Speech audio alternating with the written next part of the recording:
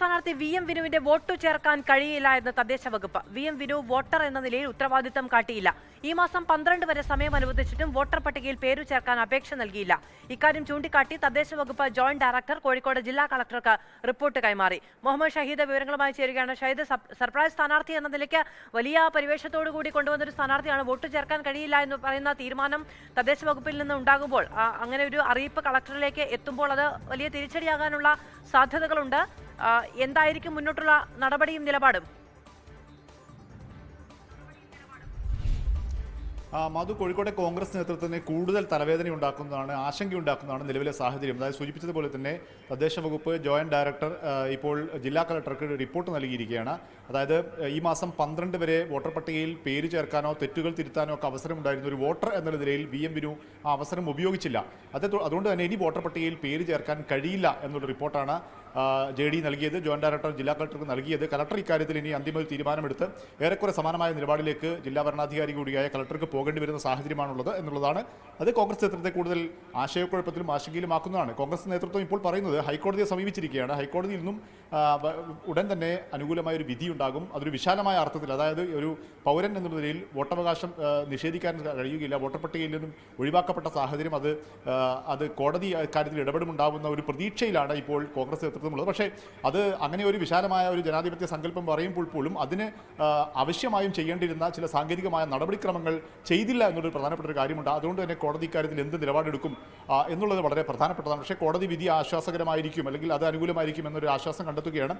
പക്ഷേ ഈ സൂചിപ്പിച്ചതുപോലെ തന്നെ കോഴിക്കോട് കോർപ്പറേഷൻ തിരിച്ചുപിടിക്കാൻ 45 വർഷത്തെ ഇടതുഭരണം അവസാനിച്ച് പിടിക്കാൻ വേണ്ടി അവർ പ്രധാനപ്പെട്ട ഒരു തേരാളിയായി ഇറക്കിയ ആളായിരുന്നു സംവിധായകൻ VN വിനു. ആ VM വിനുവിന്റെ കാര്യത്തിൽ തന്നെ ഇങ്ങനെ ഒരു ആശയക്കുഴപ്പം ഉണ്ടായതോടുകൂടി വലിയ അസ്വസ്ഥത കോൺഗ്രസിലും UDF ക്യാമ്പിലും ഉണ്ടായിരിക്കുകയാണ്. കോൺഗ്രസ് നേതൃത്വം എന്താണ് പറയുന്നത്? ഇപ്പോൾ തദ്ദേശ വകുപ്പ് പറയുന്നത് വോട്ടർ എന്നുള്ള ഉത്തരവാദിത്തം VM വിനു നിറവേറ്റിയില്ല.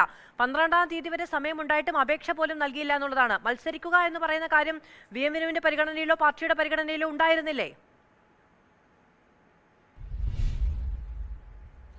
മാധു, ഈ VM വിനുവിൻ്റെ സ്ഥാനാർത്ഥിത്വം ഏറ്റവും ഒടുവിലാണ് വന്നത്. പക്ഷേ അതിനു മുമ്പ് തന്നെ VM വിനുവിൻ്റെ പ്രഖ്യാപനം ഇപ്പോഴാണ് വന്നതെങ്കിൽ കൂടി കോൺഗ്രസ് നേതൃത്വത്തിൽ നേരത്തെ തന്നെ ഇക്കാര്യത്തിൽ ആലോചന ഉണ്ടായിരുന്നു എന്നാണ് നമ്മൾ മനസ്സിലാക്കുന്നത്. പ്രത്യേകിച്ചും ഇങ്ങനെ ഒരു സ്ഥാനാർത്ഥിയെ, കോർപ്പറേഷൻ പിടിക്കാൻ വേണ്ടി ഒരു പൊതു സ്ഥാനാർത്ഥിയെ, ഒരു സാംസ്കാരിക രംഗത്തുള്ള ഒരു സ്ഥാനാർത്ഥിയെ ഇറക്കണം, അത് VN വിനു തന്നെ ആയിരിക്കുമെന്ന് നമ്മൾ തന്നെ, മാധ്യമങ്ങൾ തന്നെ നേരത്തെ റിപ്പോർട്ട് ചെയ്തിരുന്നു.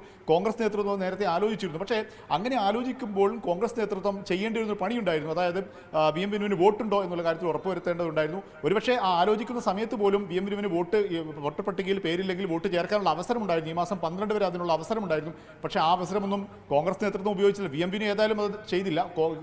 VM വിനുവിനെ മത്സരിപ്പിക്കാൻ തീരുമാനിച്ച പാർട്ടി നേതൃത്വമെങ്കിലും അത്തരമൊരു നടപടികൾ, തീരുമാനങ്ങളും അതിനുള്ള ഇടപെടലും നടക്കേണ്ടിയിരുന്നു. പക്ഷേ അത് ഉണ്ടായില്ല എന്നുള്ളത് കോൺഗ്രസ് നേതൃത്വത്തിൻ്റെ പ്രാഥമികമായ ഒരു വീഴ്ചയാണ്. അതവർ പരോക്ഷമായി സമ്മതിക്കുന്നുണ്ട്. പക്ഷേ അതുകൊണ്ട് മത്സര രംഗത്തുനിന്ന് പിന്മാറില്ല, അല്ലെങ്കിൽ മത്സരിക്കും, ഹൈക്കോടതിയിൽ നിന്നും അനുകൂലമായ ഒരു വിധി സമ്പാദിച്ച് മത്സരിക്കുമെന്നാണ് കോൺഗ്രസ് നേതൃത്വം വിശദീകരിക്കുന്നത്. പക്ഷേ ഇന്നലെ വരെ കല്ലായി ഡിവിഷനിലാണ് VM വിനു മത്സരിപ്പിക്കാൻ വേണ്ടി തീരുമാനിച്ചിരുന്നത്. കല്ലായിൽ ഇന്നലെ പ്രചരണത്തിനുണ്ടായിരുന്നു VM വിനു. പക്ഷേ ഇന്ന് കല്ലായിൽ VM വിനു പ്രചരണത്തിൽ ഇറങ്ങിയില്ല എന്നുള്ളതും ശ്രദ്ധേയമായ കാര്യമാണ്. ഒരുപക്ഷെ ഈ തങ്ങൾക്ക് തിരിച്ചടിയാകുമോ, അല്ലെങ്കിൽ ഇപ്പോൾ ജില്ലാ കളക്ടറുടെ റിപ്പോർട്ടൊക്കെ പ്രതികൂലമായി വരുന്ന സാഹചര്യത്തിൽ VM വിനുവിനെ മാറ്റേണ്ടി വരുമോ എന്നൊരു ആശങ്ക ഒരുപക്ഷെ അങ്ങനെ ഒരു സാഹചര്യം ഉണ്ടായാലും ഒരു പ്ലാൻ B ഉണ്ട് എന്നുള്ളതാണല്ലോ DCC പറയുന്നത്. ഇനിയും സർപ്രൈസ് ഉണ്ട് എന്നും.